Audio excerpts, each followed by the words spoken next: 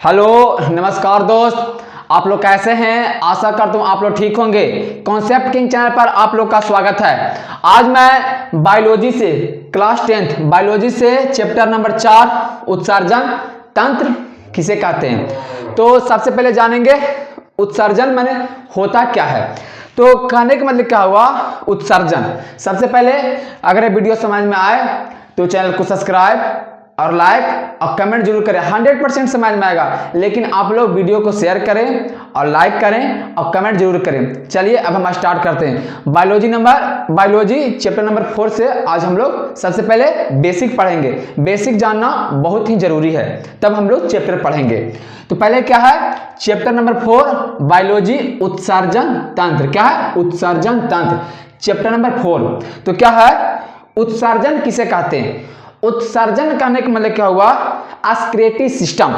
अस्क्रेटिव system किसे कहते हैं, यानी कि शरीर के अंदर से अपशिष्ट पदार्थ को बाहर निकालना उत्सर्जन कहलाता है। जैसे पसीना, नमक। पसीना में नमक होता है कि नहीं। जैसे पसीना का आप लोग चाट के देखिएगा, हल्का नमकीन लगेगा कि नहीं।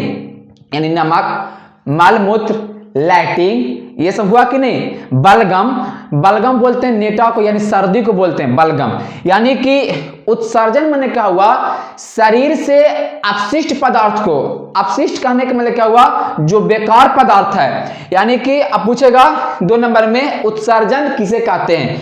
तो शरीर के अंदर से अपशिष्ट पदार्थ को यानी बेकार पदार्थ को बाहर निकाल देना क्या कहलाता है उत्सर्जन कहलाता है। जैसे फॉर एग्जांपल पसीना बेकार है क्या अच्छा चीज है। पसीना बेकार है यानी पसीना हो गया। मूत्र क्या है अच्छा चीज है बेकार चीज है यानी मूत्र हो गया। नमक हो गया। नमक कहने का मतलब क्या हुआ जैसे आप लोग पसीना को चाट कर हल्का देखिएगा, हल्का नमकीन लगेगा। चाहे आप लोग गर्मी के दिन में काला शर्ट पहनने के बाद उसमें उजला धब्बा पड़ जाता है, पड़ता कि नहीं, यानी उसमें नमक की मात्रा होता है। यानी पूछेगा 2 नंबर में उत्सर्जन किसे कहते हैं, यानी शरीर के अंदर से जब भी निकलेगा तो अंदर से निकलेगा कि बाहर से निकलेगा। शरीर के अंदर से अपशिष्ट पदार्थ को बाहर निकालना उत्सर्जन कहलाता है। अब एक साइड है उत्सर्जन अंग और एक साइड है उत्सर्जी पदार्थ। एक साइड है उत्सर्जी अंग, एक साइड है उत्सर्जी पदार्थ। पहला हो गया त्वचा। त्वचा कहने का मतलब क्या हुआ स्किन। ये जो दिखाई दे रहा है स्किन। तो स्किन से क्या निकलेगा, स्किन से क्या बाहर निकलेगा तो पसीना निकलेगा। सीबम कहने का मतलब क्या हुआ लड़का या लड़की के जब सो के उठता है ना सुबह तो नाक पे ये पसीना रहता है, नाक पे हल्का पसीना हमेशा पानी चलते रहेगा, उसी को बोलते हैं हम लोग सीबम।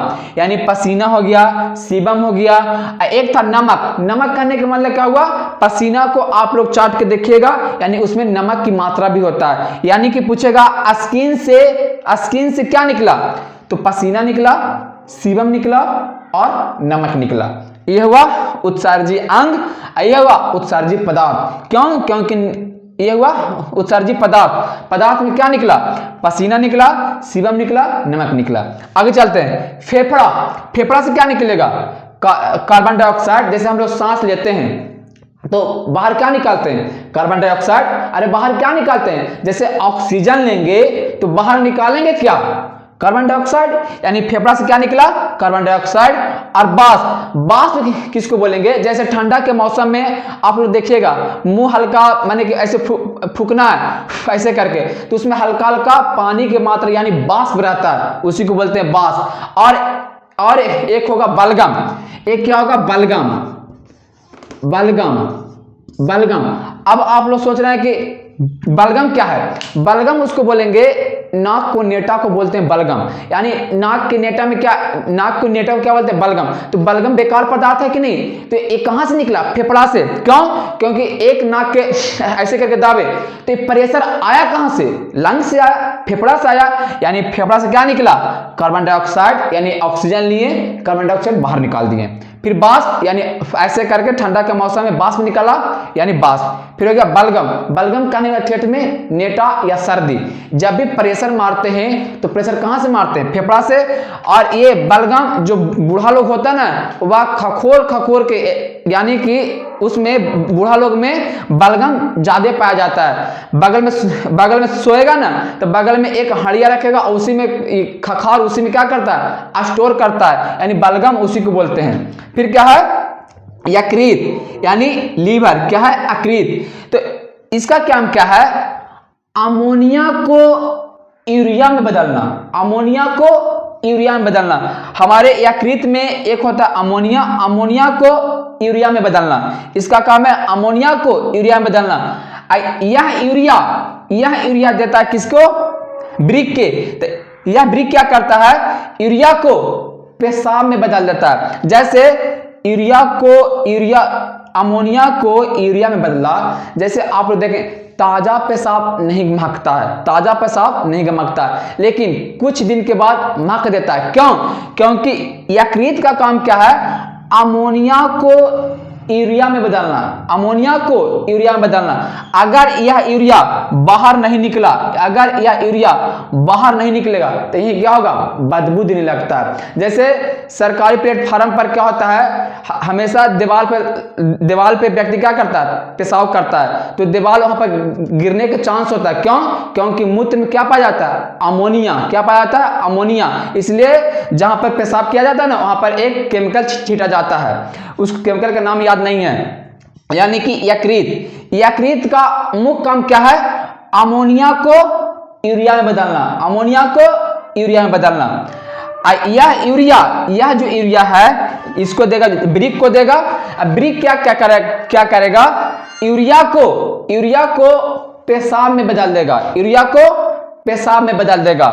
और एक है बड़ियात। क्या है? बड़ियात क्या करता है?